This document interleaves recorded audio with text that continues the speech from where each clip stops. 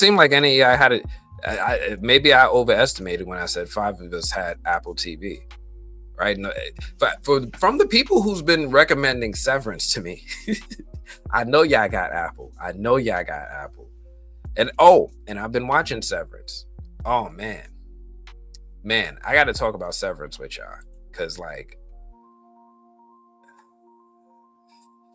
Severance is tough.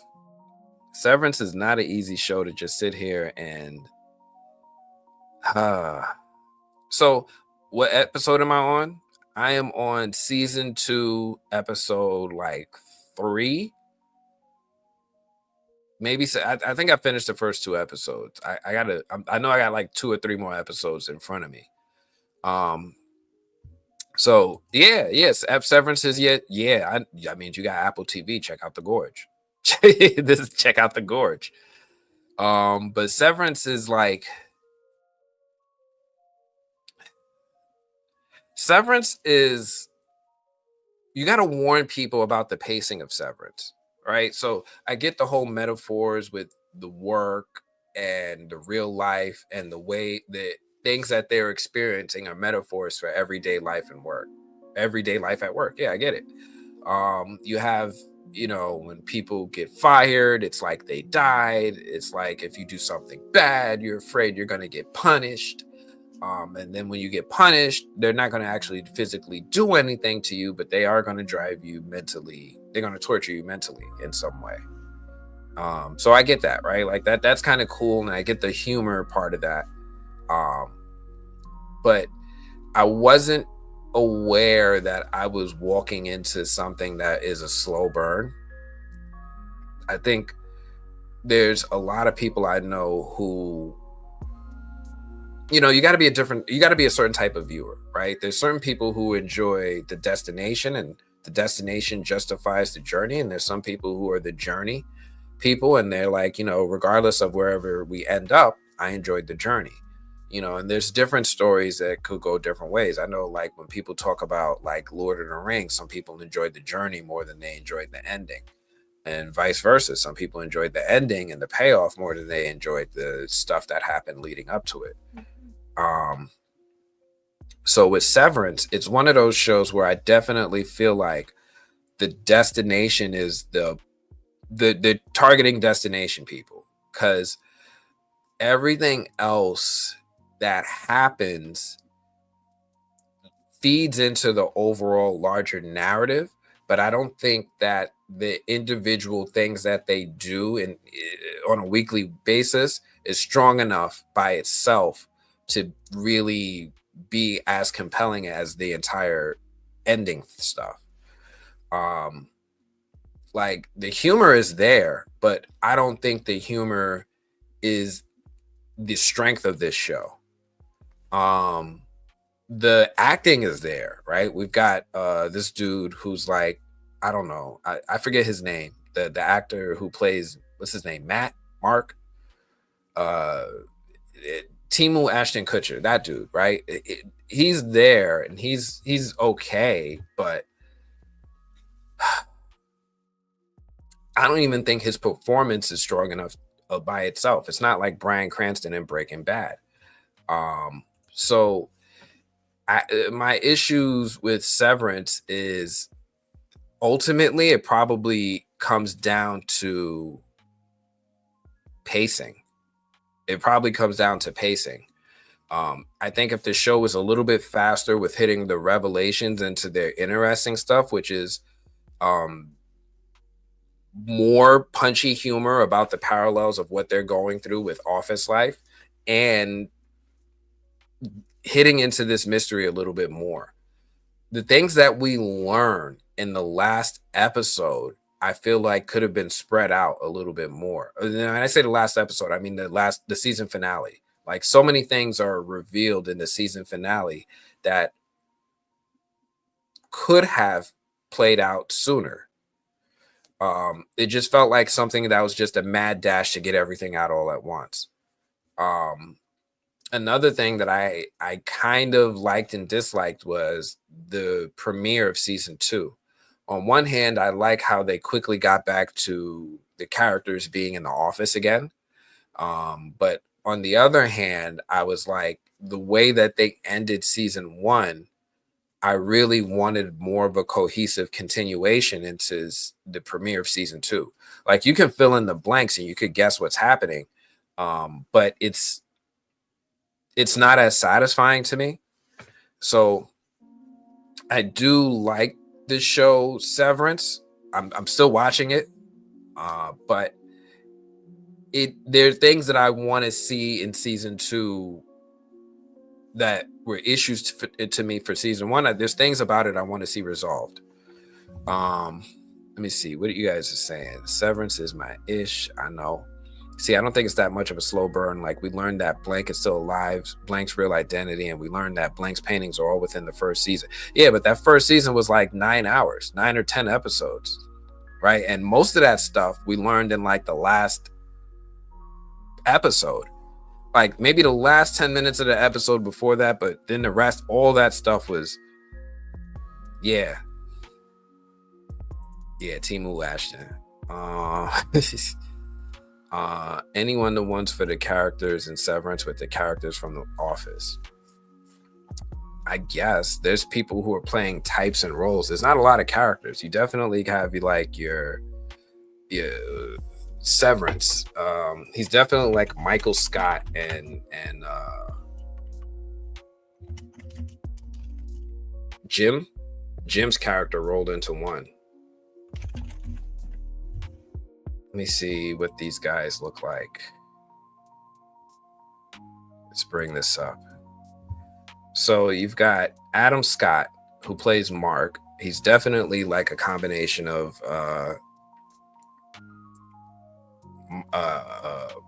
Michael Scott, right, from The Office, and and Jim Halpert. And I would say Helly is absolutely his version of Pam. 100%. John Turturro, Irving, he's definitely Dwight Schrute. And Dylan, he's definitely a combination of what was that guy's name? I'm blanking on names.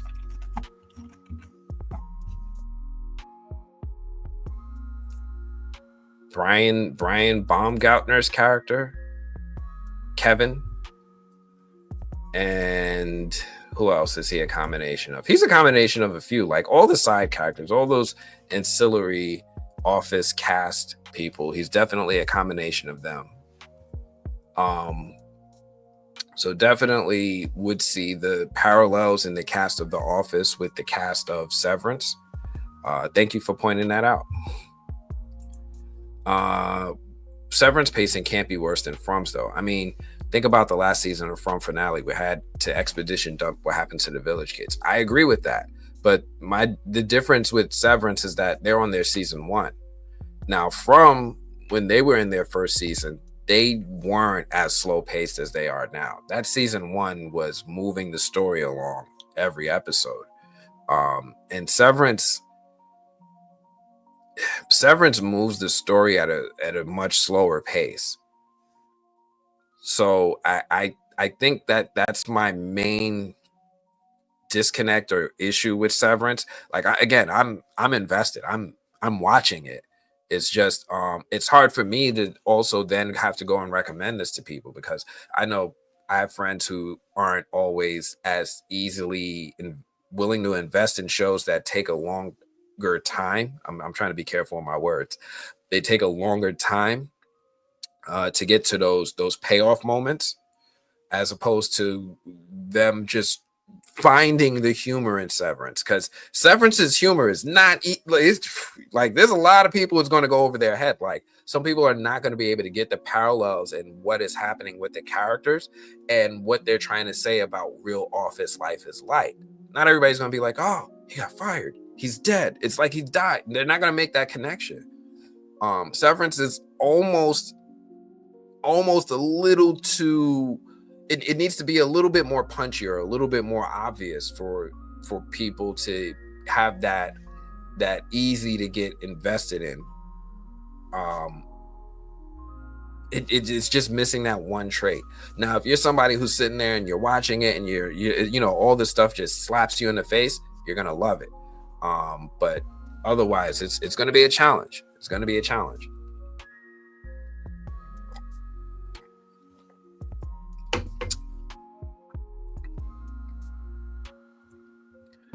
I think that Dylan Severance is most analogous to the Dwight guy from The Office. Yeah, I can see that too. Dwight was he's definitely got some Dwight energy. Kimberly agrees. I think Dylan's most like Dwight because they both have overinflated senses of ego and are most overly dramatic in their everyday actions. I see that too. As someone who's worked in many offices, this show is so triggering. I can see that, right? Like some of the stuff ain't funny, right? Like there's a lot of us who are like, yo, but they really did fire my best friend though. That stuff hurts. That stuff hurts. So I can see it. I can see how it's triggering. Plus the little micro things like, hey, you guys worked 30 hours overtime in the last 3 days. Here's some pizza. Don't you guys like pizza? Woo! Aren't we a family? Don't we love each other? I can see how that's triggering. Let's see. I get everything in Severance, but maybe that's because my entire career has been in corporate BS, right down to the fake diversity. Yes. Now, for people who live in that corporate world and are paying, are told to pay to look for it, I think a lot of them will get it, depending on what they do in their office. But this one might be tough for some folks, especially the layers of jokes, right? Because it's not like Severance is just simple a punchline by it. Like everything has dual, sometimes 3 different meanings, right? Like you'll see, like if you watched the episode multiple times, you'll catch how it's a parallel not just to work, but also to like your actual psychology of yourself in that moment. But there are multiple entendres buried into this show. So yeah, like I see you right there saying it now, Skylar.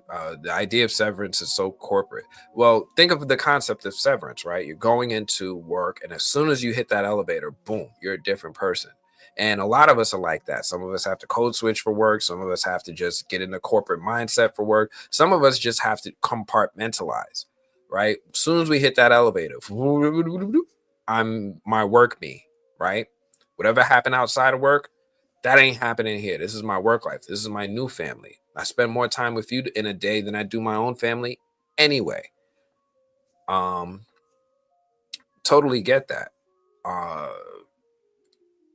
Severance in itself is very smartly written television, but it's just dense. It is a dense show. It is a very tightly compact, dense show. So I think it's not going to, I want it to appeal to more people. It's just hard for me to sit there and recommend to people, especially if they're not already part of a corporate lifestyle, right? Like if I have a friend that's a janitor, he's not going to get it. If I show this to, my friend who works at retail, he's not going to get it. He going to get some of it. He's not going to get a lot of it. The break room, he ain't going to get that. The wellness room, he ain't going to get that. He ain't going to get none of that. Makes my cubicle life personal. It's crazy when I'm watching it in my cubicle. Yeah. So it's triggering when you watch this show and then you go back to work. That's triggering because then you keep seeing stuff in the lens of Severance. So thank you for introducing me to this show. Thank you for ruining my job. Like you feel yourself like when people start talking to you and you start noticing like, wait a minute, I've been talking to you for like 10 minutes and we've only talked about things in the context of work. We are severed. We are fully severed right now. I don't even know how I got here. This is a long tangent. This was not on the itinerary for today, everybody. We just ended up talking about severance real quick. I blame Kimberly because she egged it on. What else? I mean, the idea of severance is so corporate because any Skylar and outer Skylar stay beefing. I ain't got it. I ain't good at the fakery. Listen, it's hard. It's hard. It's definitely hard because the inner you and the out you is like, I got to do this for my job. I got to compartmentalize. But the outer you is like, but mess that, screw that. What did he just say? Like, we start having code switching in our emails, as previously stated. As I stated in my last email, contact me if you have any more questions. We got that little passive aggressive tone up in there. It's interesting. It's interesting. So I appreciate it for the smartness, but it's like now I go back to work and I see things through the lens of Severance, and I'm like, man, we are really severed right here. You ever go to your work friend's house after work and then realize y'all only talk about work? That's what I'm talking about. The only thing that's missing from my office experience is a loud talker who talks constantly. Give it time. You'll meet him. I am him. See, I had to stop recommending From because two people I got put on the show were pissed at me once they had to go week to week and fell off. Yeah, because it's that indicative of a show, but it also had a fantastic first season. There's so many people who get hooked and invested because of the first season that they're like, I'm in. And they were in by the first episode, right? I put up that thing, the From Challenge, a while back, telling people to watch the first 8 minutes. After 8 minutes, that was it. They were willing to give 10 hours. They knew what they were getting into. And then they went into season 2 and then they kept going. What do you think about the mystery behind the Luminous doing it? I think they're trying to put new minds in other people's bodies.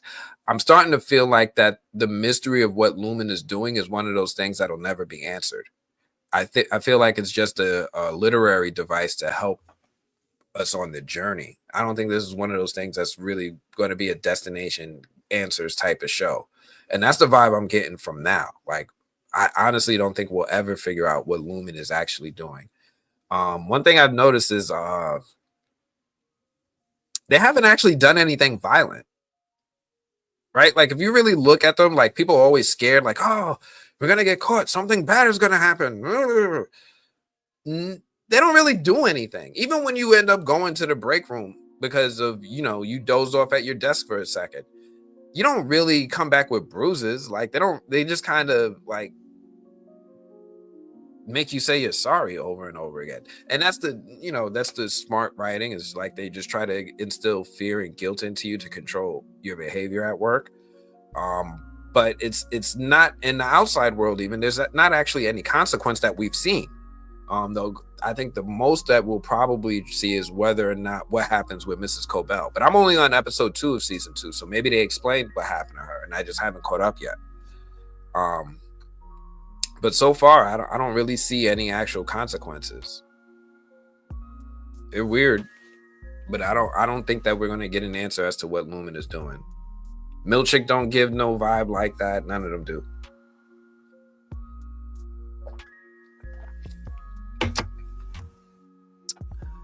Let's see. Nope, don't hang out with work friends. That's okay. That's not a bad thing to do. You're severed, right? They don't cross that boundary. Work, home. Never the two. Don't cross the streams. Have you read the Lumen letters, the supplementary piece between the 2 seasons? Lumen is definitely up to something, because why do they have Blank's bodywork and secret? I didn't read the Lumen letter. And I'm going to critique them for that, because if I'm invested in a TV show, I feel like they should tell all of their story in the TV show. Now, you can have supplementary things that support what is told in the TV show, but nah, I ain't seen none of the Lumen letter, nor was I aware that it was a thing. But Severance is cool, I don't know if it's one of those shows like E-Man suggested, like, would I cover the season 2 Severance? Am I going to really sit there and study the imagery for the hidden messages? Who was that over Mark's shoulder when he came? Like, I don't know. It's I'm curious. Maybe I'll make it a poll. I'll put it up. The season's not over. We could pick up where they at now and just keep going. But I'll put up a poll and see if anybody is interested in Severance enough that we cover it. That's fair, isn't it? Anyway, let me move on to my next topic for today. Severance was definitely a sidetrack. Cap. Oh, man. Did I even Captain America. We talked about the gorge. There's that. Captain America didn't